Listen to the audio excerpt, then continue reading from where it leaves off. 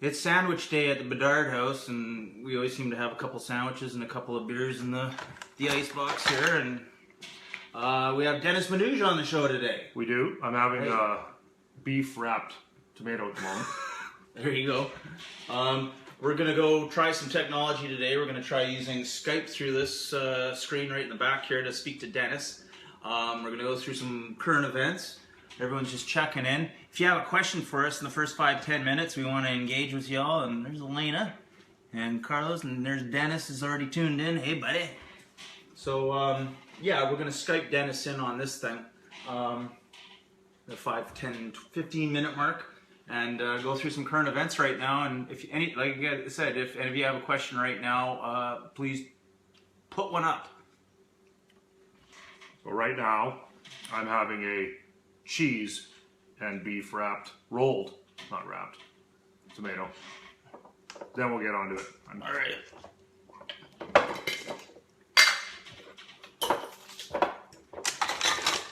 One of these two.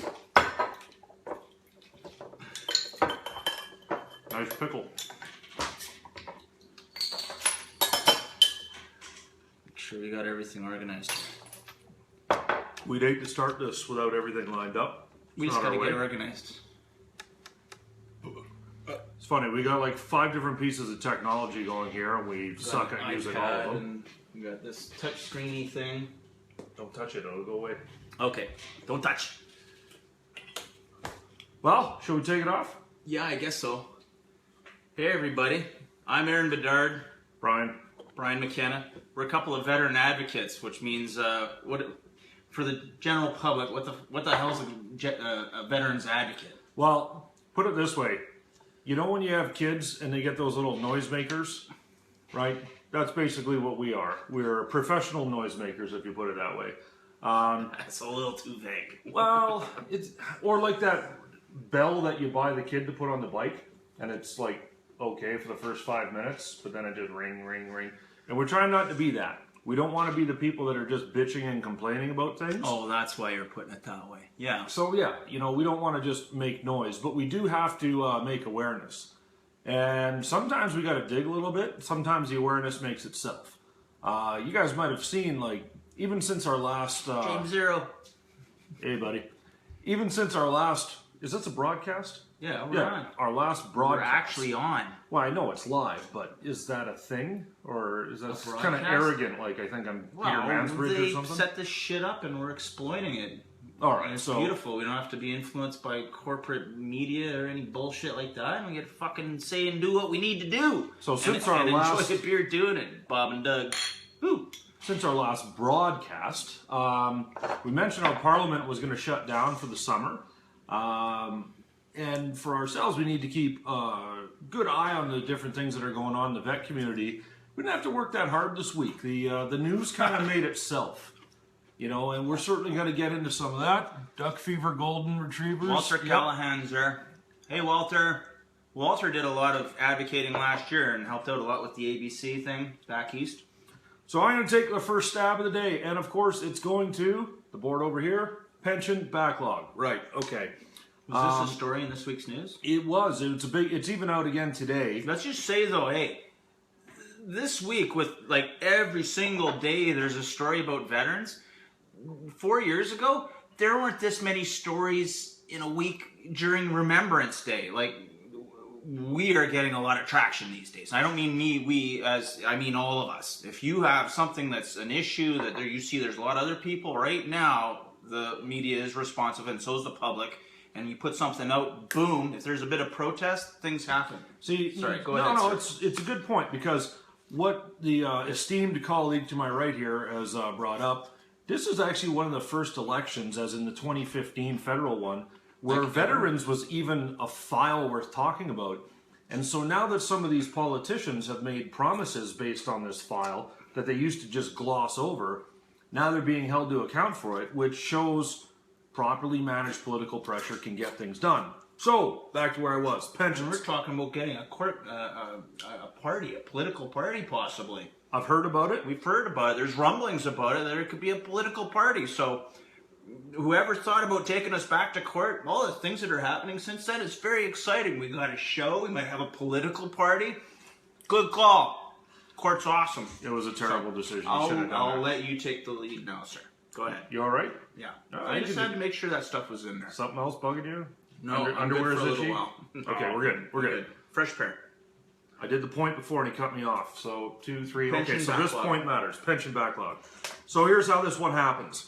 You know when you watch on the news and there's been a budget cut, right? That's the source of this evil, trust me. And the first thing you're going to hear out of the department is, oh, no. Don't worry, in defense, it's not operations we're going to cut. That won't be happening. We're going to cut backroom staff. We'll just cut the other things, which kind of makes you think sometimes, well, what room do you have full of people that are doing nothing right now that you could cut them? But here you go. This is what happens. So you couldn't cut the field training, you couldn't cut operations, and you should not be cutting those things. But this is what happens when there's some mysterious back room that you keep finding your cuts from. Well, it's offices like the pension office. It's places like when you put one of your troops in for a medal and it takes 2 bloody years to get it back. We just had guys. Hey, Dwayne. 2 dudes that served in Croatia in 1992, and we just got them their commander-in-chief commendations, and that was 2.5 years of asking through DHH to get that. And they became eligible for that back in 2003? Yes. Yeah. That, guys? Yeah, so 9 days, So, 9 13 years later. and then passed on top of that. But when you phone the office, there's no one there, or it's the same dude there. So this is what happens. And is anyone out there can name another department other than defense where you may have recently seen backroom cuts that we were told, oh, no, it won't affect operations? Well, it affects processing claims. It affects adjudication. It affects basically the means of delivering all the things that people require. So those backroom cuts that happen to some mysterious other people, they happen in the pension office. You don't have the people now processing pensions because you don't have them. You laid them off. You canceled Class B contracts. You posted a bunch of people out from the Reg Force without replacing them. Ooh, that was a long sentence. Carol Bronson says she's been waiting 18 months. Yep, she has. And that's true. I know her. She has been waiting that long. Yeah, and so that's the thing. So the next time this comes around and there's like, oh, well, you know, same amount of beans and bullets. Well, if you keep the bullets, you got to cut the beans. And that's what's happened here. In 2008, I was off their books because when I got booted from the regiment over to what was SPHL, then a year later became JPSU. In that period, SPHL, no one called me. I was completely off the books. I was basically they made me AWOL for about a year. And then JPSU stood up and they called me up saying, hey, it looks like you've been AWOL for a whole year. So my attitude through all of that was always that, you know, we're in a war right now in 2008, and I totally accept that every resource available needs to go to the fight and keep the guys that boots in the ground come first, and that's fine and dandy. But it's over now. The war is over. Now we need to start catching up to the people that actually went and did the fighting. Yeah, no, that's a lot of what's going on. So what to get nervous for in the future, not to be an old, nervous Nelly, but you'll notice the administration of the pensions now has been pushed out of defense into public works, I believe is where it's going. So if you thought the hierarchy cared not enough in the past, it's going to care even less now that they have another department to pawn it off on, a different phone number that they can hand it to. And so that's the warning. Okay. That's how I think we got there, and that's what I think you got to be wary for. And we have all these current events already 10 after because you talk too much, obviously, because I know it's not me. I don't care to talk that much. I interrupt you too much. So then we have this story. Let me just turn that around. Did anyone hear about this? Any veterans out here hear about this? That they're choosing now to go and do something about the Vimy Park in Montreal and change it to the Jacques Parizeau Park. We only going to take a few seconds with this. Jody Middick did an interview on Evan Solomon and basically showed what I think everybody he captured how we're feeling, like it's absolutely stunning and shocking that you do it. More to follow on this. We're going to follow this story, but we got to keep moving. What else do we have? Well, I will take this one. I'll take a stab on that one for a sec. Okay. So when this got brought up, the mayor was asked what the heck, and one of the things he said, Mayor Denny Coderre in Montreal, and his answer was, well, we're going to name a different one Vimy. So we're going to take the current named park and we'll name a different place Vimy, which shows me complete, absolute error in priorities. If you've got another park that you're thinking of naming something, name that one after Parizeau. It's a little more calculated. Because if you it take... can't be a coincidence they chose this year to do this. Essentially, they're saying they have two names in one park. You know, they've got a park and Vimy out and Parizeau in. Well, that's really not what the country's founded on. It should be Vimy in the entire way. And if you find another one, or, you know, had been recommended, how about like a new sewage treatment plant? You could probably name that after. Yeah. After someone terrible. And they could actually process that sewage. They go dumping into the that beautiful river that provides them with all their livelihood. And so, bottom line, what a line of crap to tell us, oh, don't worry. In the year we're celebrating the 100th anniversary of the battle that defined us as a country, made us a country, we're going to rename the park after a separatist leader. And, oh, don't worry, we'll find another place for you to have a Vimy park. And when asked about it, well, we have no plan at this time. Yeah, you're right. It is. There's Matt Edwards. How you doing, buddy? There's Dennis. He's going. Dennis is probably going right now. Hey, you're eating up all the time. I want to do all the talking. He might be throwing something at his screen at the moment, but swipe. What we got next? What's next? Well, we skipped that. Are we skipping? Yeah, we're gonna skip that. Here we go. Oh, okay.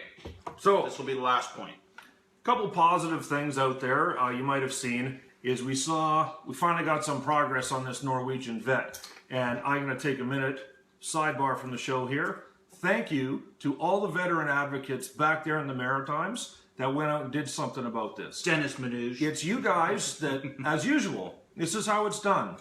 We put down the keyboards, we get off the couch, and we go and do it. And they went and did it, and that's why this happened. And Rolly Lawless.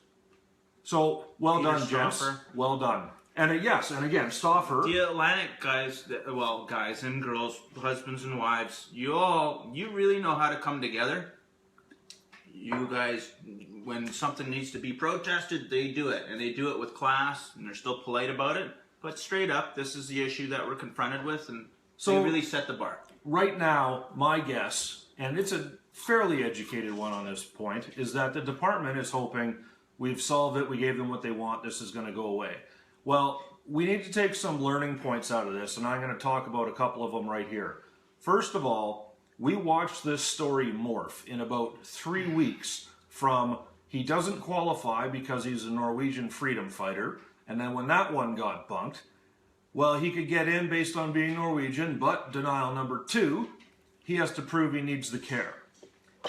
Well, when that one got done, so number 1's debunked, number 2's debunked, then you saw it change to, oh, we'd love to give it to him, but we don't have the authority in this ministry. So you went from can't have it for reason 1, can't have it for reason 2, now can't have it because I figured out that I don't have the authority to give it to him. So I wouldn't say lie, because lie is very hard to walk back from, but when it changed that much in 3 weeks, it was certainly reaching into a bucket where there might be a hint of truth and just pulling things out each time maybe you hit it.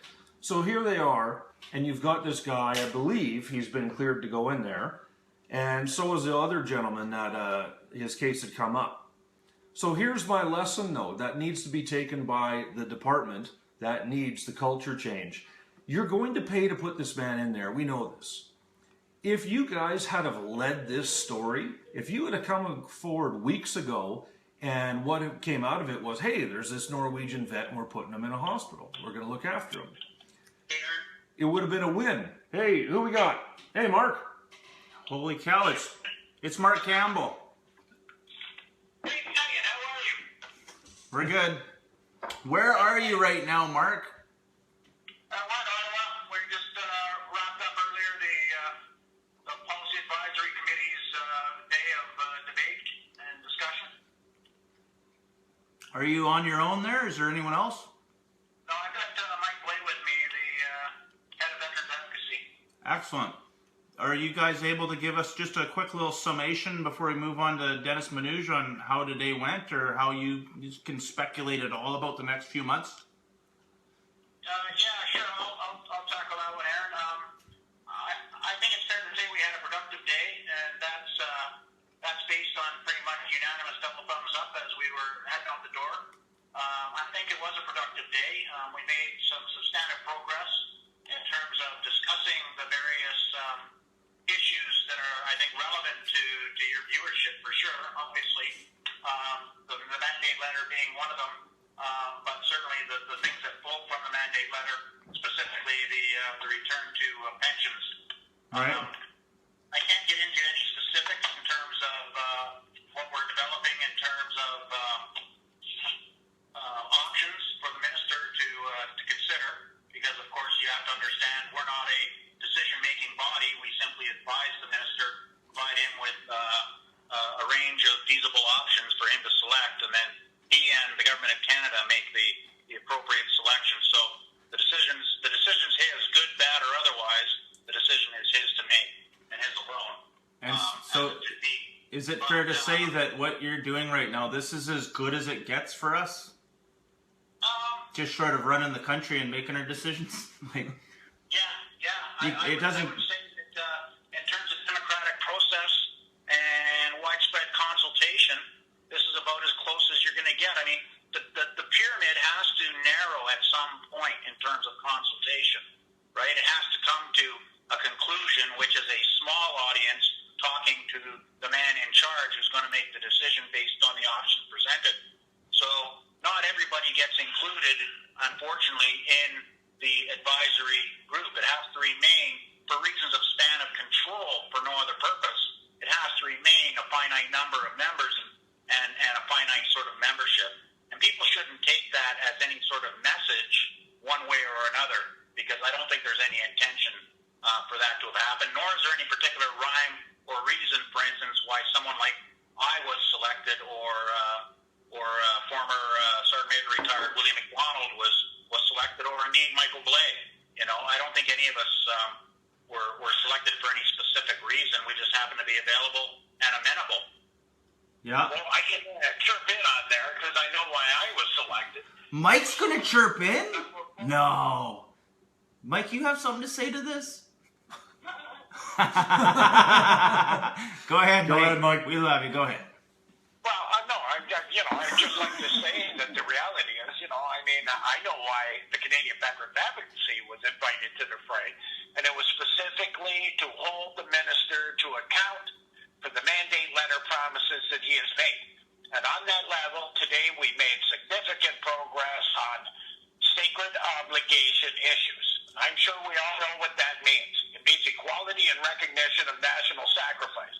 It means talking about the Pension Act, and it means talking about the lump sum one. It means talking about the re-establishment of the lifetime pension and the offer of choice that this government made. And it also means that we are discussing the equality between ELB and CISA. I think it's important that the veterans understand that we know where the shortcomings are. As a unified group, at a group level, we have identified those shortcomings, and I think it's fair to say that we're taking, at least at our level, substantial steps to resolve them. Fair enough, brother. Thanks for checking in, guys. Thanks for checking in. Sorry to cut in on your downtime over there. I know it's exhausting. You guys are welcome. Have fun. I'm in here tomorrow, and Mike's on the road, I guess, the day after. So, we'll be en route, and then I guess we'll probably throw something up on Facebook in due course. Absolutely. Thank you. Won't be anything we haven't already said here, so it's all good. It's the slow slog. Okay, thanks, gentlemen. All right, guys. Have a good one. Thank you, both of you. Night. So what you guys got there is we talked to them earlier and wanted them to phone in. So they're part of the policy committee of the minister's advisory group. So there's 6 of them. Aaron and I sit on one of them. We all do other things as well through the department, but this is one that Mark and Mike Blay sit on amongst other folks. And so they've been in Ottawa the last couple of days working on that. So that is fantastic. Basically, I put it this way. No one has a solution yet, but no one's going to have a solution just yet. But when a guy like Mark Campbell says to me that it's going well and there's a point to doing it, that's about as good as I need. Hey, can we connect to Dennis Manuge now, or do you go ahead? I'll just wrap this up. You connect. So I'm gonna go back. Norwegian dude. Here's the lesson the department needs from this. They could have won this file. If they would have said from the beginning, yes, he gets in, they could have led with this as a news story and presented it. And then guess what? You're still going to pay for him.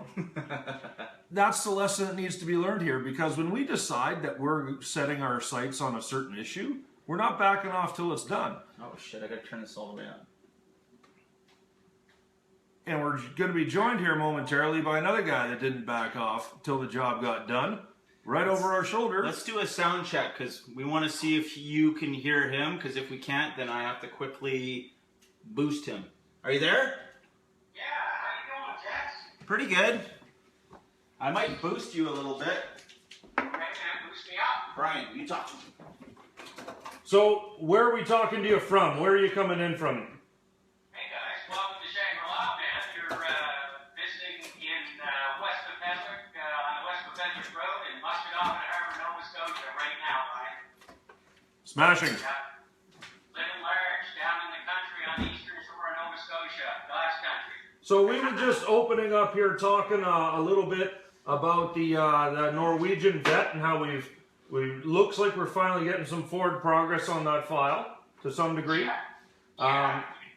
The hardest means possible at getting the right answer, but it seems that we are getting the right answer. Yeah, no, absolutely. And, as you guys mentioned, it is everybody out there, families, friends of vets and vets, like a small group of us can make a big difference regionally, and it doesn't take a lot, and it drives veterans politically and bureaucratically. That's not going to work. Keep going. Are you still there? Yeah. So yeah, I think what I was just saying to the viewing public, this could have been a file that Veterans Affairs scored a win on. If they'd have come out to us a month ago and said, hey, look, Norwegian vet, and we're putting them into care because we should, they could have actually led that as a good news story, and it would have cost them the same. But for us, it seemed the story morphed from one story to another. It was first the Norwegian resistance wasn't veteran enough. Then they said he was veteran enough, but he wasn't hurt enough. And then it was, well, he gets both of those, but the minister isn't equipped enough to act. Is that how you saw it? Yeah, and oddly enough, like the full politics here he chimed in. I give him a blast a little while back, a number of things, not least of which was your guys' case, and the power they, can wield, with their federal counterparts, right, being a liberal province, right? So, I'm really frustrated, with how things had to develop, but I'm proud of the way kind of communications work. The media coverage is excellent. I mean, that goes back a long ways now. So, it's just a question. It doesn't take a lot. There was probably 15 or 20 of us, plus family members, plus Peter Stopper and a few. It makes it a tremendous presence. Shows the human side of things, and it shows the passion. So I encourage all of us. You don't have to. We don't all have to end up on Parliament Hill, right? That's key. I think we right now you guys are pathfinding the way here by this means to bring us closer together and toward a more unified voice for the ability to have rational, and open discussions on various topics and the impacts, and stuff too. So kudos on you guys. The other thing before I forget to say it is thank you guys and the other 4 representative plaintiffs and Dawn and the Equity Task Force for hanging in there and doing what you guys are doing. It's no easy journey, but somebody's got to do it, right? It just goes on forever. Yeah, right. So, but from me to you guys and everybody involved, thank you. I appreciate that, and I mean, our viewing public knows who you are, but just in case someone's catching this that doesn't know the file, this guy, Dennis, over our shoulder here, he realized, like a lot of other folks, was the assistant clawback.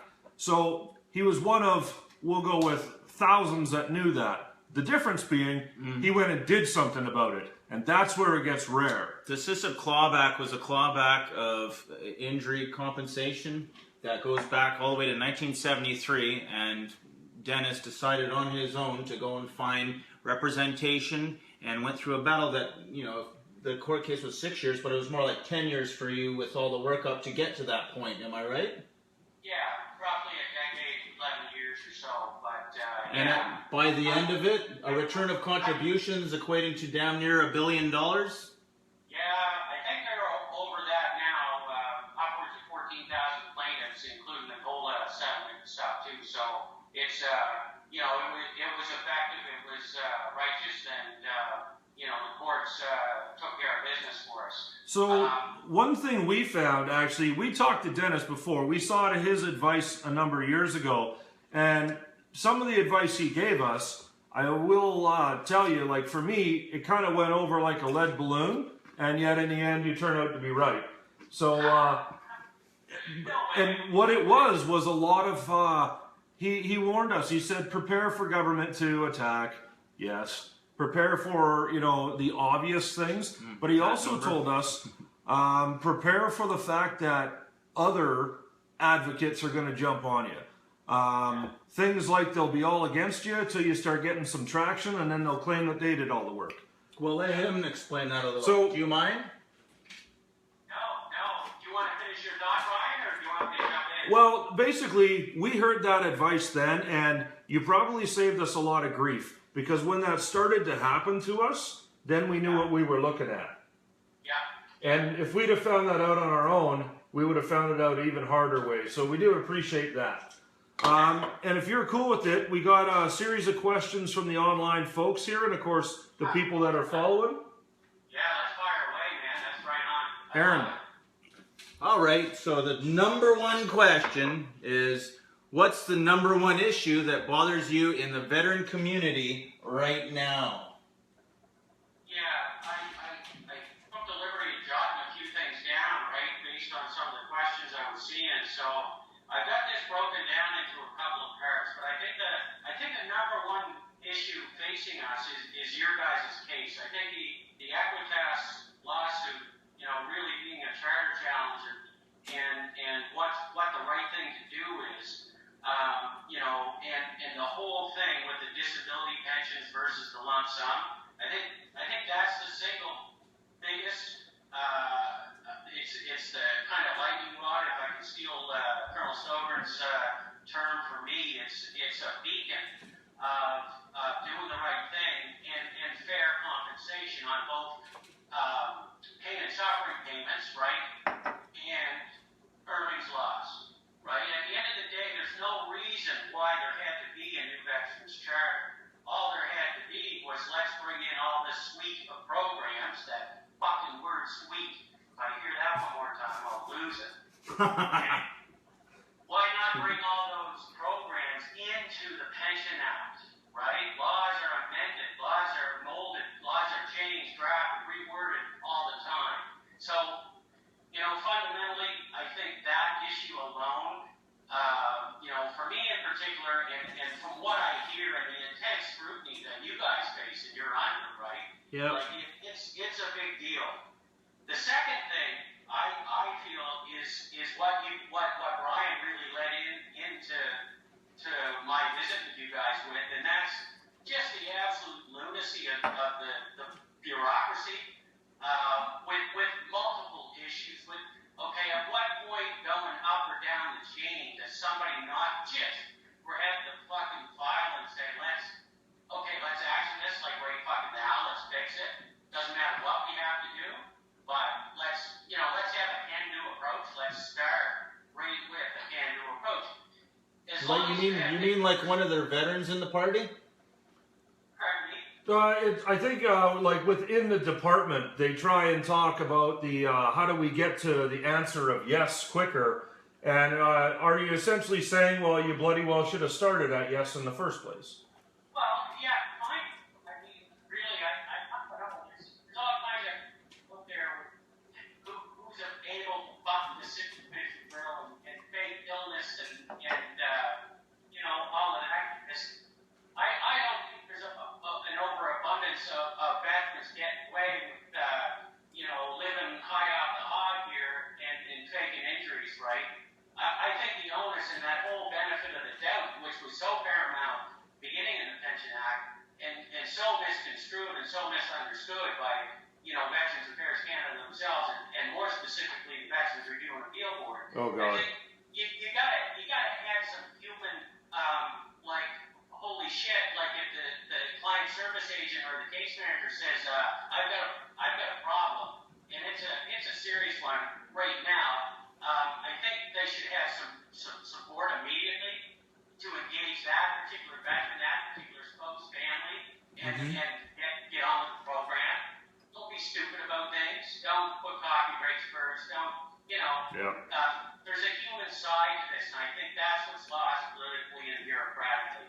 You know, the impact on humans and our families. There you go. So I want to go more onto the Dennis Manuge side here than the actual case itself. What did the case cost you personally? And I don't mean in cash. Like, what were the losses you went through when you stick handled this on behalf of everybody? Oh my gosh. This is important. Nobody seems to appreciate this sort of stuff. Yeah, and I take full part in this too. I'm not blaming the case, but I'm blaming myself and the case and my personality, my illnesses, my journey. You know, I've neglected family, friends. My marriage, you know, dissolved. I never really had a chance. We got married in 2009 when things were really just cranking up with the case, and and then till and ever 2013, right? So, and we separated a little over a year ago. So, that was a tough one. It's hard to put it into words. It cost a lot, but at the end of the day, I think what separates some people from others is that despite the cost, knowing the benefits, knowing, and having heard from families and wives and husbands of soldiers, sailors, and airmen, the impact, the positive impact that it had and the changes it's made, the relief it's allowed. I think the sad part is I can look you guys right in the eyes right now and despite the cost, I'd probably do it again. Would I do things differently? Yeah. I learned, there's a lot of hard lessons. I mean, the lawyers, Peter Driscoll, Dan Wallace, and Ward Grant, right? Those guys had to deal with me. You guys know what I went through. You guys heard the stories or seen the attacks, my counterattacks, my offensive attacks. You've seen the anger. You've seen it all unfold firsthand. I mean, that's the journey. Our team was kind of blazing the trail. It's not just 5 years of your life, it's 5 tough years. Yeah, and it's 24 a day. Like, and that's... Yeah, it's all day. Yeah, all day, all night. And like, what other people don't understand is oftentimes when you're the focal point of an issue, a lot of my demons come specifically from the stories and what happened to other veterans. I'm actually choking up a bit. I'm with you. Absorbed a lot of the human side on my own without being individual therapist because nobody else was listening. And again, that's something that I did. I put myself out there, right? So, hindsight's always 20/20, but what I see from you guys and what you're doing differently is you're getting away. You're shutting the computer off. You're doing family time. You're doing social time. That's the key. And it took me a long time after the case. There was a huge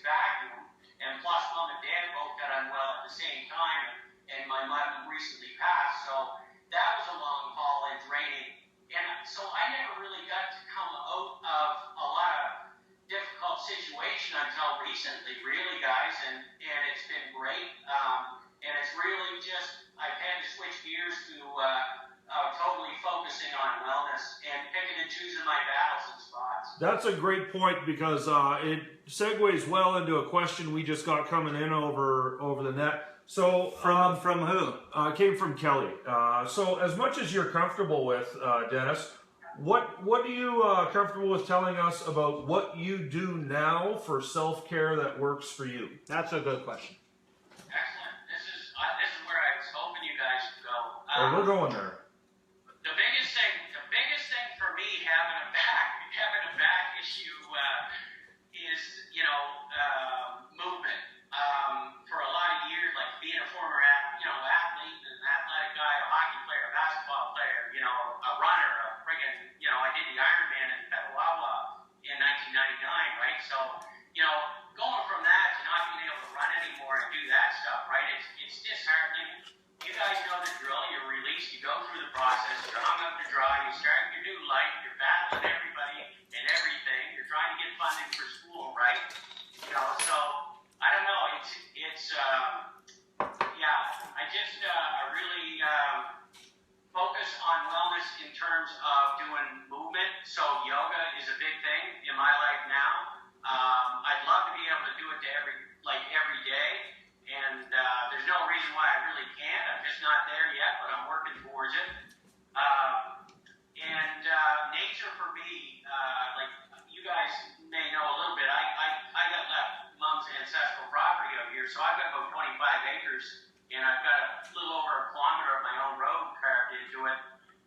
So the days that I get out with the dogs and or get out on the boat, do some fishing, it's just, especially at this time of year, our Canadian winters are hard for the most part, right? You guys get a lot of friggin', crap weather, right? So when we get into this time of year, you gotta get yourself moving, and you gotta get outdoors and absorb some sunshine. And the big thing, like being a parent, my daughter has been a fantastic tool for getting me reconnected to my community as well. So that's awesome, right? I get to hang out with her and reconnect to other people that I grew up with and stuff, and I'm starting to volunteer at her school in September when she starts school, and kind of switching gears and switching directions into where to put some volunteer time and stuff like that. So yeah, it's all good, but wellness, especially for you guys, but for everybody, like that's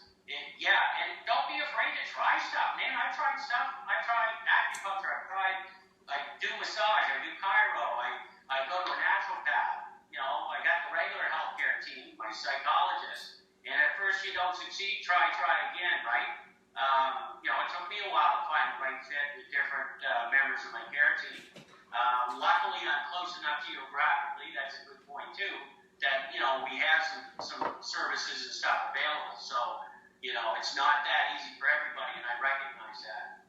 But it doesn't take much to move, and I think movement for both mental health and physical health is the key. And you don't have to go to the gym. You don't have to hit the roids. You don't have to do nothing, man. You just gotta move. I want to be greedy for a minute. Our show. So, Yeah, hey, when was the first time we talked, Dennis? What? How am I supposed to remember that? Speak up a little louder. How am I supposed to remember that? Jeez. Dennis spoke to me just after we filed our pleadings, November 2012.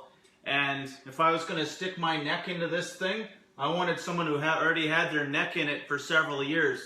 And this is, I'm wanting to relate this for sake of everyone to appreciate that us all working together as much as possible, getting along. Everyone wants to get their egos into play and fight it out to make a point on some comment thread.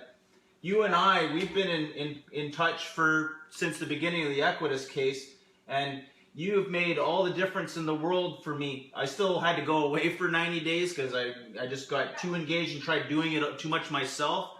But you have forewarned me every step of the way of the things that I got to look out for. And it has made all the difference. I probably would have had a nervous breakdown and lost a lot of things if I hadn't had fair warning and preparation about here, this phase going into negotiations with the government is something that's very highly likely going to break me. And in the veteran community, no matter what your issue is, what part of the transition you had to deal with, there are going to be other people behind you that are going to need a hand. And there is always going to be a need for that in the veteran community, whether it be a brain injury or a PTSD, physical mobility, limbs missing. Limbs missing, you're going to get your home rebuilt and you're going to have to get a vehicle specialized. And there's specifics to every color of transition for a wounded soldier. Anyway, I just saying that it's important, like for me in the terms of having a court case, which is, there's not a lot of court cases around, eh? Yeah. So, welcome to the club, eh? Yeah, really small club. Corporal justice, and I don't have a patch yet. I'm working on it. I gotta win. I haven't got it made up. I wanted to get one made up and present them to a few people first before I kind of made them available. But I do have a design, and it's actually really well done, and it was donated to me. Somebody actually did it for me and sent it to me. So I'll have to share it with you guys. Yeah. So Let me get it up, but it's cool. So if I could fire one your way, we often go to the negative when we need to in advocacy. Who's doing some good work out there? Is there like a politician you had to engage with routinely that you could say, this dude goes to bat for us? Yeah, well, I mean, my MP forever was Peter Sopper, right? So not only, was he like-minded and pro-veteran and, all of that, I was spoiled, right? I had the ultimate member of parliament in terms of veterans going to bat for me from the beginning, right? Since he's not here anymore, things are a little bit more dicey, but I have spoken to my Liberal member of parliament recently. He did finally reach out to me in the last couple of days, which couldn't have been an easy phone call for him to make because I was, photobombing his Facebook page and stuff like that. And you? Yeah. Oh. Yeah, all the liberal flyers and shit, right, all over the place, so they don't look at that. So, anyway, I mean, it wasn't much of an update. It was, he told me something that I already read in the press, and about, the Norwegian fella and the others getting reconsidered and sorted out with getting into the Camp Hill or whatever, so, and he had no information, right? It was very eerily similar to any conversations that I had with the previous government and members of parliament, like, if they're not in the cabinet, they don't know what the fuck is going on, right? They're in lockdown for information, eh? Right. Yeah. Right. And like in our case, for example, and I can only use my experience really to mirror a bit and to kind of, put it out there, but, oh shit, I'm losing my train of thought. Where was I going with that? I hate when that happens. I don't have any sort of train of thought either, so I lost that too. Yeah, anyway, it'll probably come full circle, but, I don't know, I'm not happy with the Liberals, right? And I was very, very, very hard on the Conservatives, and I owed it to myself and to the Conservatives to approach the Liberals the same way, once they were given enough rope to hang themselves, and they did.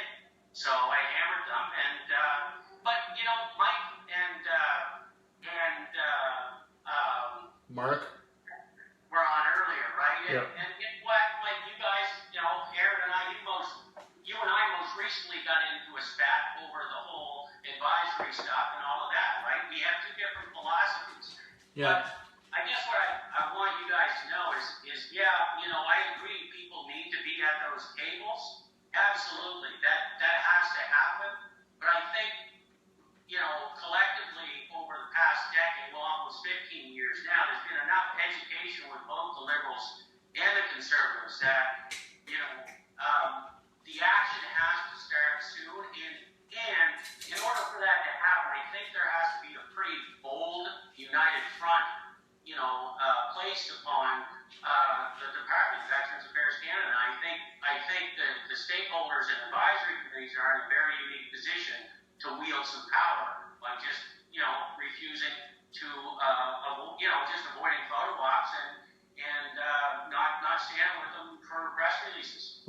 one of the things that was suggested to me, actually made me think a little bit about it just recently, was someone came out and told me that they fully supported engaging in these kind of meetings and stuff, as long as the questions being asked have never been asked before.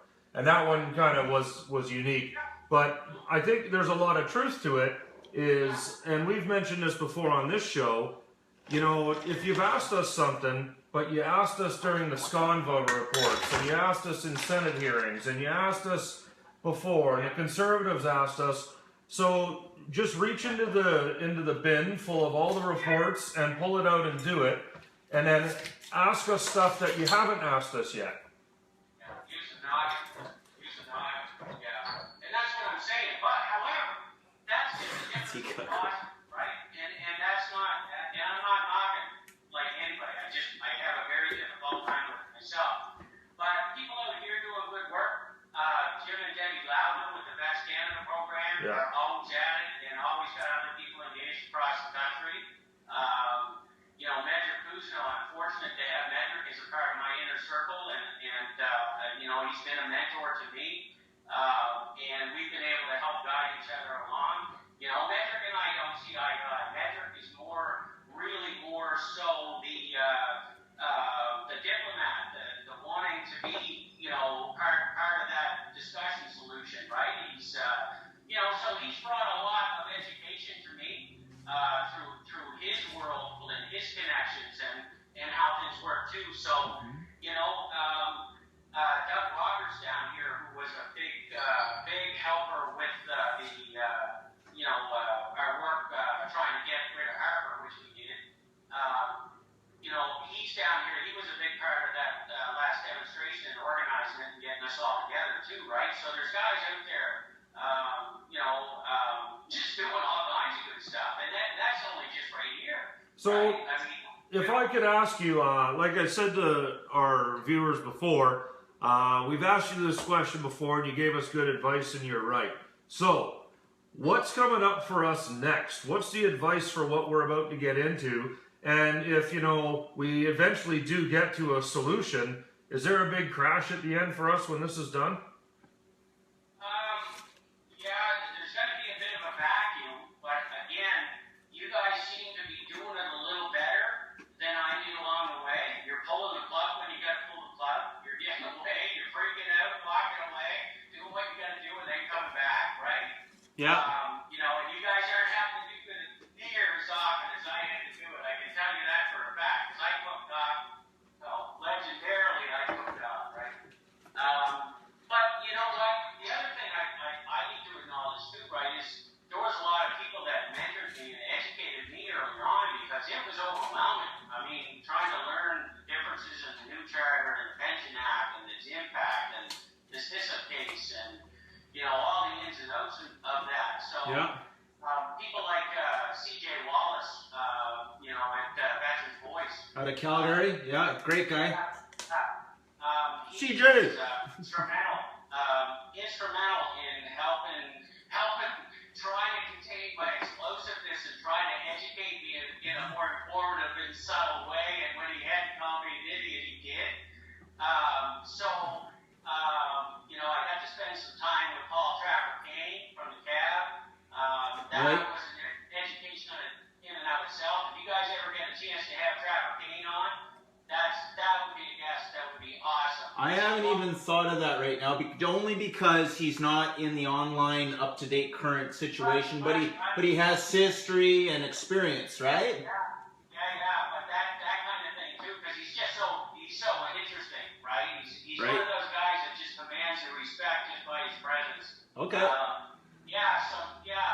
don't know, man. I'm just really proud that you know, I got what I wish for too, right? Like, it's a learning process, you know. I screamed and hollered for people to step up, and they have stepped up. Are they doing it the way I would have done it in every case? No. No. You know, who the hell am I, right? I'm just a guy that did it my way or our way, and was lucky to have three lawyers that had enough people around them to keep them sane while I was going insane. And they stuck with me, and you know, they understood what was happening in the process and guided me through successfully. So it was truly a team effort, and you know, it's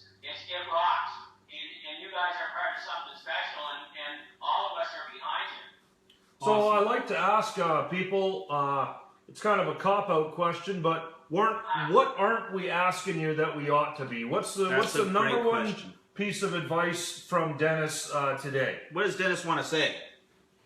I think you have to really be willing. Like none of us get. I don't think any of us get to these points when we try to do something bigger than ourselves or attempt it. You know, you just. I don't know how you get there, but we've all got a bit of type A personality. You're doing it. But if I learned anything, I had a lot of anger to let go of, a lot of hostility. Yep. I had PTSD until 2011. So I had a lot of layers to come off, and I hope if you guys could ask me how I managed to sail through and still keep a smile on my face and enjoy my little girl, it's because I've invested in myself and I haven't been afraid to look in the mirror and go after the layers. Because not all the layers are just from the military. There's other layers, you know, and some of this stuff is just impacted and compounded things too. So, you know what? Just keep working at it, and you know, it's worth it, right? I didn't ever think I'd have spring in my step again, man. And I'm starting to hop around and just feel light on my feet. If we start selling veteran guerrilla radio shirts there, and it's about $5,000 a head per person to do a cross Canada trip. Are you down? Oh yeah, I'll even just for a portion of it, or as much as you want. I'll make it happen. As long as you guys start and end the trip speaking to one another, we're happy to meet. But as long as Brian can This ain't no fucking Simon or Garfunkel tour, okay? We're a mano, the corporals. This is the fucking march of the fucking corporals. The Hockey Night in Canada just realized that they needed Ron McLean back to keep a grip of Don Cherry, if you know what I'm saying, right?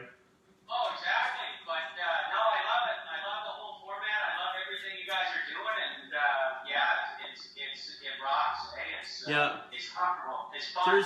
The first show was our first big influx of people we invited in the group, and we had about 4,000 or 5,000 viewers, and then this past week it's about 3.5, 4. And we knew that there's an initial big hump there when you pull all people in. They're like, okay, well, what the fuck is this? And then there'll be a phase of a few weeks where people will wait and see if we're going to be able to be consistent with this and build on it and continue to have some quantity and quality and a diversity of, you know, the Crusaders one week and maybe the doctors the next, and, you know, health about this, brain injury there, PTSD there. And then back to the battle and maybe something to do with politics. And see, I'm actually going to model Dennis's advice here for a second. Remember how he said about the breaks and stuff? Well, we'll mention it again later, but we're actually taking a break next week. My brother's in town from England, and it's his wedding anniversary. Actually, it's a day we met anniversary. So we're doing Family First next week, and we are taking that break because they deserve it. See, every anniversary since we met, the day we met, me and my wife go to the exact spot. We ordered a pizza and went and sat on this train that's like a train museum, and we have a pizza together, and we take some pictures, and, you know, suddenly we got a kid in the picture, and then he's like a little bugger, and little weasel, and getting bigger. So every year we get an update picture at that same exact spot, and tradition, family first as much as possible. So good to hear you guys saying that, because it can get away from you in a hurry, man. It can get away from you in a hurry. It's a great challenge to figure out who to have on the show next week, because we have so many great options to turn to. There's like mefloquine toxicity poisoning.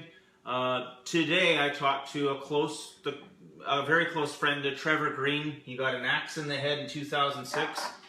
They're over in Nanaimo, and we're thinking about, we're just having a discussion now about getting together with them and having a show in Nanaimo with him. Taking the show on the road. And take the show on the road and talk about brain injury and SPECT analysis and these robotics and forms of recovery and therapy for brain injury. So that's a show. Sean and Sheila Fines, we're talking to Sean, Sheila. They're willing to have us over anytime. And we'll have them in the same room with us, and we're going to see if we can get Michelle Drapeau, their representative lawyer, on the MP hearings that happened 2012 over their son's suicide. That's a powerful show, and we're just going to keep building on powerful shows to, you know, when we go on TV, it's through the media, and we're generally going to have a little catchphrase bullet point of what was an hour-long conversation.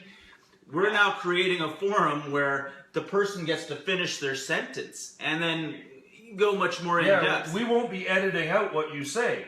There's nowhere else. Finish or lose your God, whatever the case. We have nowhere else where we can do that, so we had to create it ourselves. Right? So, last one from me. How are you right now? I'm doing good, brother. I'm happy. I'm kind of settling into my new role as dad, and like I said, getting back involved in the community and getting lots of fresh air. I got a new boat. I'm rocking. Out on the bike a bit, and I got a new 2-year-old yellow Labrador just a little less than a month ago. So I've got a 12-and-a-half-year-old black female, Lily, and I've got a 2-year-old named Dexter now. And, Perfect. So that's pretty awesome. That's the porch donkeys I read about on Facebook? Yeah, those are them, the deck donkeys. The deck donkey. All right. She's over my shoulder there, but she's so far away and she's black and under the TV, so you can't. Oh yeah. She's in the shadows. So, and the other donkey, he's my bed donkey now, so he's already probably under the covers in bed. So, he's chilled right out. He's fitting in real well, and it's fun to work with a young dog again and just see him fly around, man, and do his thing. It's excellent, and he's excellent in the truck and excellent in the boat. So now, man, just trying to get out, fresh air, yoga. My last great hurdle is nutrition. I still suck at self-nutrition and looking after myself that way, but that's another layer. That's another. So you got to take some cooking courses and get a passion for cooking. It's the passion I need. It's like I've always been such a horse and a galoot that I'm done eating in about 5.5 seconds, right? So I can't justify spending all that time cooking, right? Yeah. It's just fucking laziness. Well, you have to come over to the sandwich bar more often. Fucking spoiled rotten by 5 older sisters and mom and my other mother, and Jesus Christ, they spoiled me.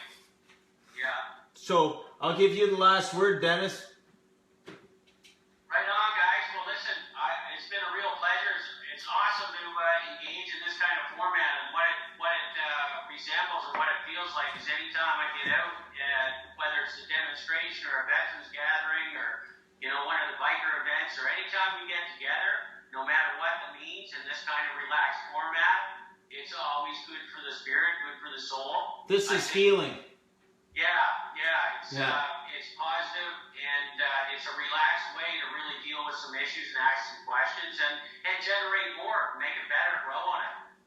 But we gotta do this together, and we gotta use the modern means to do it. We need more people to get engaged and get involved with the conversation, so we're starting the conversation in front of you. And it's going to take time to build that, but getting closer to Remembrance Day this year, everyone's going to have a good sense of what the conversation's about.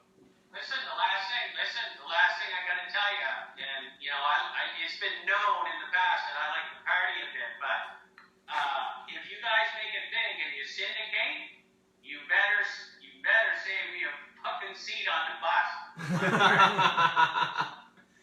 Well, we want you to be guest host when we need a babysitter on a Tuesday night there, and the wife has a thing she wants to go to. It will be, and this week on the show, it ran by Dennis Manuge with guests, and you'll find. Put the mouth on. Yeah, and it will be like a remote cam on his head, and he's going to be like sneaking into Peter Stauffer's yard and go, surprise, it's a surprise interview from Corporal Justice. And Listen, I'm mellowing with age, I'm mellowing with being out of the veterans world as much as I can be, but still trying to lend a positive voice and support and hit when I can. But I'll tell you, man, you guys are on the right track, you're doing the right thing, and I love you like brothers, and anything you need anytime, I'm here. We always need your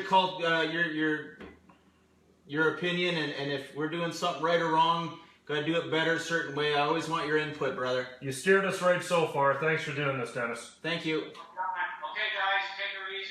Cheers. Love you. There you All right. have it. That's Dennis Manuge. So, we're getting towards that part where we're going to wrap up, so I'm just going to recap a couple of the items here. We talked about pension. You lay off people that work on pensions. Guess what? They don't work so well. These are the backroom cuts that no one was going to feel. Well, we're feeling them. Same thing happened in VAC.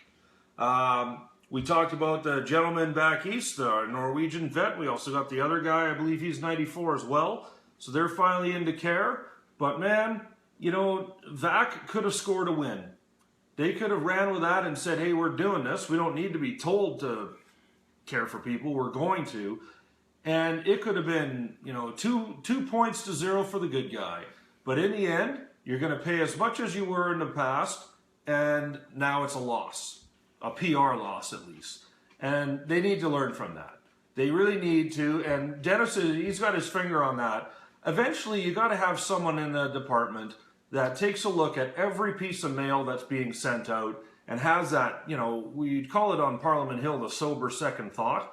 Well, how about a sober any thought? Just actually read the thing and go, hold on a second. What are we saying no to here? And that's drastically needed. Dennis talked about different holistic therapies. I tried swimming, and I actually found that helpful. I know a lot of people, some guys on the claustrophobic side didn't work for them. But for me, it was one of the few things to block everything else out. Worked really well. I know tons of guys in yoga. I used to laugh at yoga. I tried it. Wasn't my thing, but the vast majority of people that have tried it have found it very helpful. So I don't laugh at it anymore. If it works, it works. Everybody should be trying out yoga at least once who has PTSD, because that connection to the body where someone tells you to relax, you go, I am, and then you feel your body and you're like tense as hell, like you're going to have a heart attack. Yoga creates that connection mind to body. It reconnects you because there's something that gets disconnected through the breakdown of PTSD.